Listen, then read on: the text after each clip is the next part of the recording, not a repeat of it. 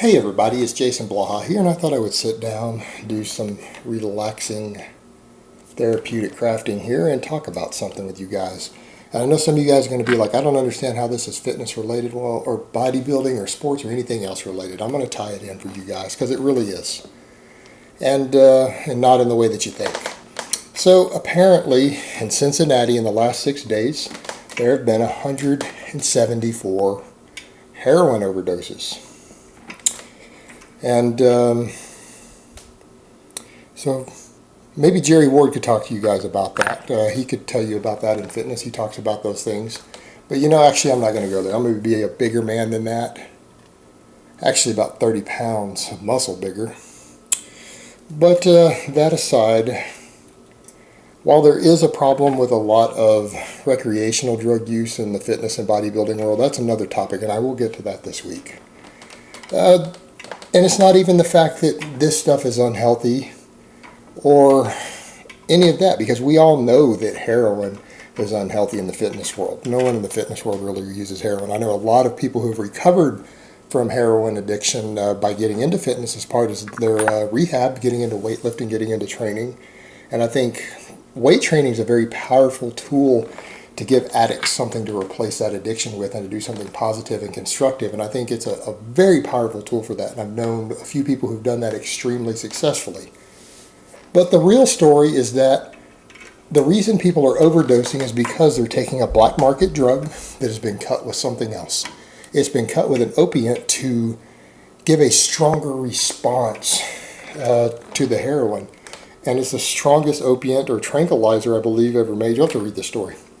But in any event, another drug has been cut into it, and it's killing people. 174 cases of overdose from one batch in 6 days in one city. And maybe it's Harambe's revenge, I don't know.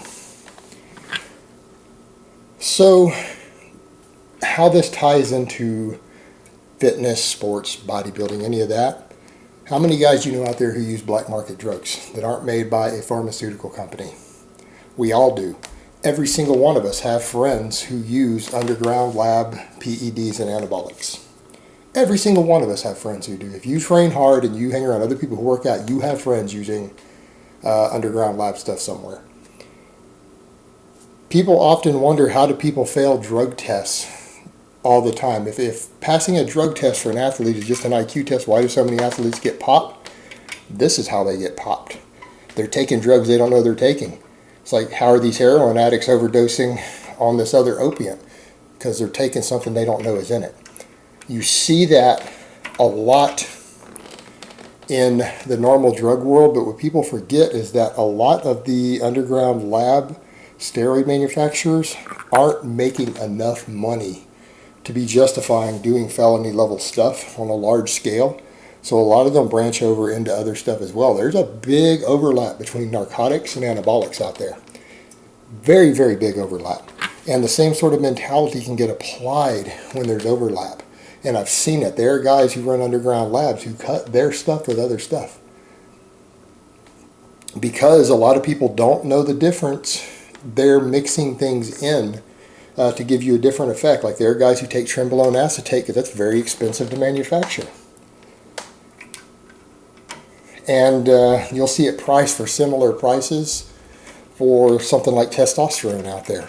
Like, even though the testosterone's at a higher dose and they're selling this drug at the same price, even 100 milligram per milliliter of that being sold for the same price as 250 milligrams of test, there's no way. They're not manufacturing it on that level and still making a profit off of it. They're underdosing it and cutting it with something. You see a lot of trend done that way. A lot of trend.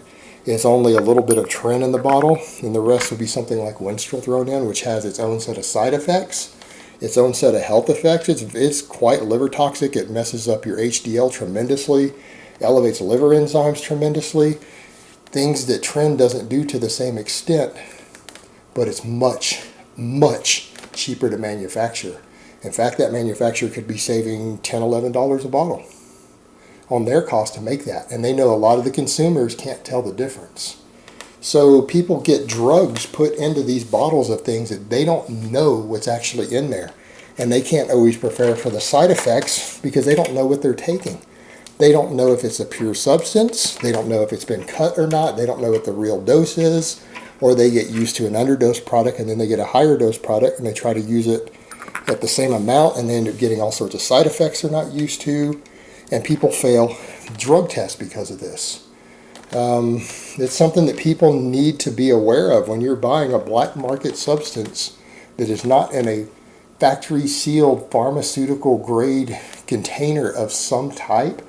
You are running the risk, and it doesn't matter whether it's heroin or testosterone or trenbolone. It doesn't matter. At the end of the day, you don't always know what you're putting into your body, and people need to think about that. They need to be aware of that and realize that you are taking a risk when you put an unknown substance into your body, particularly you're injecting an unknown substance.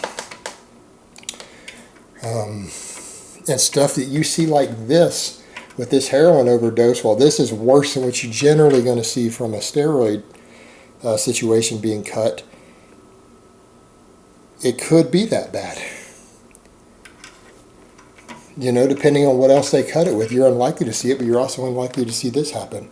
But at the very least, you don't know what side effects you're going to get. You don't know what health effects you're going to get. You don't know if you're going to get popped on a drug test for something you didn't know you were taking and didn't know how to get it out of your system.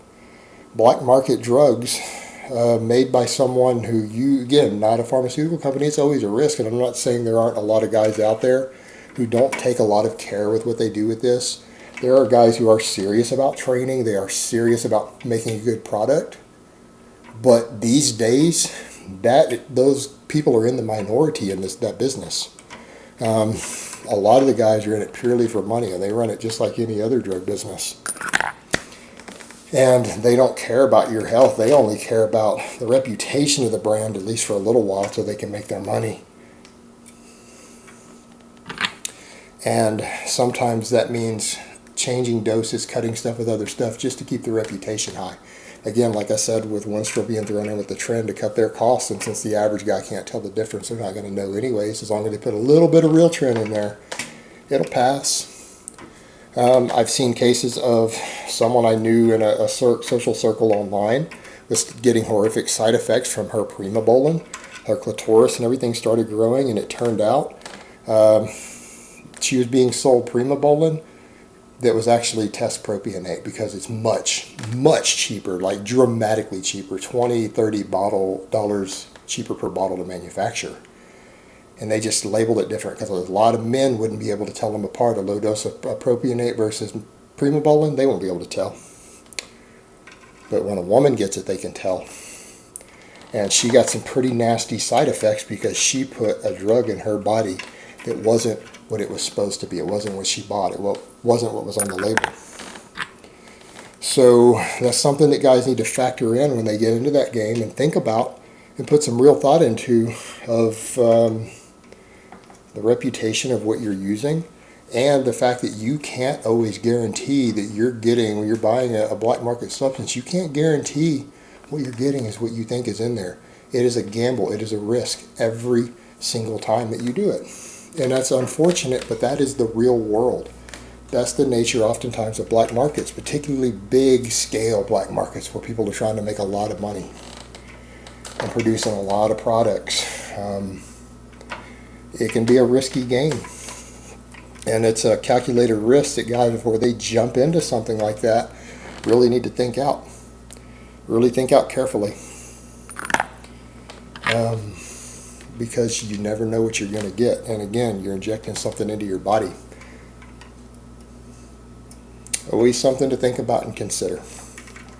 Because you're seeing more and more cases these days of a whole lot of these underground labs are coming back underdosed, mislabeled, labeled incorrectly.